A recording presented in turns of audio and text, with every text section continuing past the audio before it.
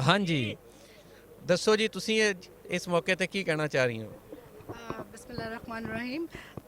ਮੈਂ ਪਾਕਿਸਤਾਨ ਦੀ ਤਰਫੋਂ ਸਿੱਖ ਬਰਾਦਰੀ ਨੂੰ ਸਾਰੀਆਂ ਭੈਣਾਂ ਨੂੰ ਭਰਾਵਾਂ ਨੂੰ ਬਹੁਤ ਜ਼ਿਆਦਾ ਵੈਲਕਮ ਕਰਨਾ ਚਾਹ ਰਹੀ ਹਾਂ ਤੇ ਸਭ ਨੂੰ ਬਹੁਤ-ਬਹੁਤ ਵਧਾਈ ਪੂਰੇ ਪਾਕਿਸਤਾਨ ਦੀ ਤਰਫੋਂ।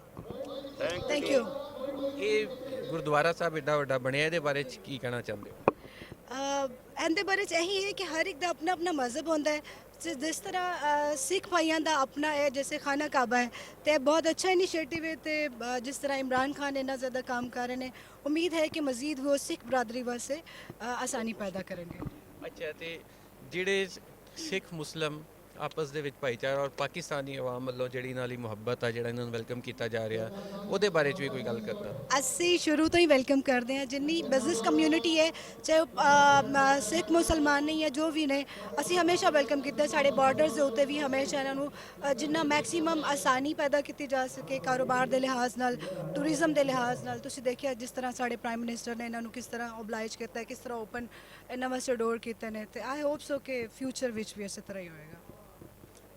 ਗੁਰਦੁਆਰਾ ਸਾਹਿਬ ਦਰਬਾਰ ਸਾਹਿਬ ਦੇ ਵਿੱਚ ਪੰਜਾਬ ਅਸੈਂਬਲੀ ਤੋਂ ਐਮਪੀਏ, ਖਵਾਤੀਨ ਦੀ ਨਸ਼ਿਸਤ ਤੇ ਸਪੈਸ਼ਲ ਐਮਪੀਏ ਉਜ਼ਮਾ ਕਾਰਦਾਰ ਵੀ ਆਈਆਂ ਹੋਈਆਂ। ਇਹਨਾਂ ਦੇ ਨਾਲ ਵੀ ਅਸੀਂ ਗੱਲ ਕਰਾਂਗੇ ਕਿ ਇਹ ਅੱਜ ਦੇ ਇਸ ਮੌਕੇ ਦੇ ਉੱਤੇ ਇਹਨਾਂ ਦੇ ਕੀ ਵਿਚਾਰ ਆ ਤੇ ਇਹਨਾਂ ਨੂੰ ਕਿਹਦਾ ਲੱਗ ਰਿਹਾ।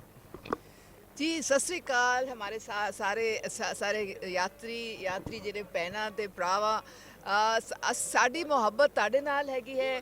ਮੈਂ ਕਈ ਦਫਾ ਅੰਮ੍ਰਿਤਸਰ ਗਈ ਹੈਗੀ ਹਾਂ। ਤੁਸੀਂ ਲੋਕਾਂ ਨੇ ਇੰਨੀ ਮੁਹੱਬਤ ਦਿੱਤੀ ਹੈ ਉੱਥੇ ਕਿ ਮੈਂ ਤੁਹਾਨੂੰ ਬਤਾ ਨਹੀਂ ਸਕਦੀ ਹੈ। ਹੁਣ ਪ੍ਰਾਈਮ ਮਿਨਿਸਟਰ ਇਮਰਾਨ ਖਾਨ ਨੇ ਖਾਸ ਮੌਕੇ ਤੇ ਕਿਹਾ ਸੀ ਕਿ ਗੁਰੂ ਨਾਨਕ ਜੋ ਕਿ ਇੱਕ ਮਰਦ ਕਾਮਿਲ ਸਨ ਸਾਡੇ ਲਈ ਵੀ, ਉਹ ਕਿ ਉਹਨਾਂ ਦੀ ਸਾਲਗਿਰਾ 550ਵੀਂ ਜਿਹੜੇ ਉਸ ਤੋਂ ਪਹਿਲੇ ਇਹ ਜਿਹੜਾ ਕਰਤਾਰਪੁਰ ਕੋਰੀਡੋਰ ਖੋਲੋ ਤਾਂ ਕਿ ਸਾਡੇ ਜਿੰਨੇ ਯਾਤਰੀ ਨੇ ਉਹ ਆ ਸਕਣ ਤੇ ਉਹਨਾਂ ਨੂੰ ਹੱਦ ਤੋਂ ਹੱਦ ਇੱਥੇ ਆਰਾਮ ਮਿਲੇ। ਉਹ ਉਹਨਾਂ ਦਾ ਇਹ ਮੱਕਾ ਹੈ, ਮਦੀਨਾ ਹੈਗਾ ਹੈ। ਉਹਨਾਂ ਦੇ ਲਈ ਜਿਸ ਤਰ੍ਹਾਂ ਉਹਨਾਂ ਦੇ ਲਈ ਮੁਅੱਜ਼ਜ਼ ਹੈ, ਸਾਡੇ ਲਈ ਵੀ ਓਨਾ ਹੀ ਮੁਅੱਜ਼ਜ਼ ਮੁਕਾਮ ਹੈਗਾ। ਸਾਡੇ ਲਈ ਵੀ ਦਿਲ ਵਿੱਚ ਓਨੀ ਇੱਜ਼ਤ ਹੈਗੀ ਹੈ। ਤੇ ਅਸੀਂ ਅਮਨ ਦਾ ਪੈਗਾਮ ਤੁਹਾਡੇ ਲੋਕੋ, ਤੁਸੀਂ ਸਾਡੇ ਲਈ ਪੈਗਾਮ ਲੈ ਕੇ ਆਏ ਹੋ, ਅਸੀਂ ਤੁਹਾਡੇ ਲਈ ਇੱਥੇ ਅਮਨ ਦਾ ਪੈਗਾਮ ਤੇ ਮੁਹੱਬਤ ਦਾ ਪੈਗਾਮ ਹੈਗਾ। ਤੇ ਤੁਸੀਂ ਹਰ ਸਾਲ ਆਓ ਤੇ ਜੀ ਆਇਆਂ ਨੂੰ, ਸਤਿ ਸ੍ਰੀ ਅਕਾਲ। ਅਸੀਂ ਤੁਹਾਨੂੰ ਇੱਥੇ ਵੈਲਕਮ ਕਰਨ ਲਈ ਮੌਜੂਦ ਹੋਵਾਂਗੇ ਤੇ ਇੱਥੇ ਪ੍ਰਾਈਮ ਮਿਨਿਸਟਰ ਖੁਦ ਵੀ ਤੁਹਾਨੂੰ ਵੈਲਕਮ ਕਰਨ ਲਈ ਅੱਜ ਆ ਰਹੇ ਨੇ।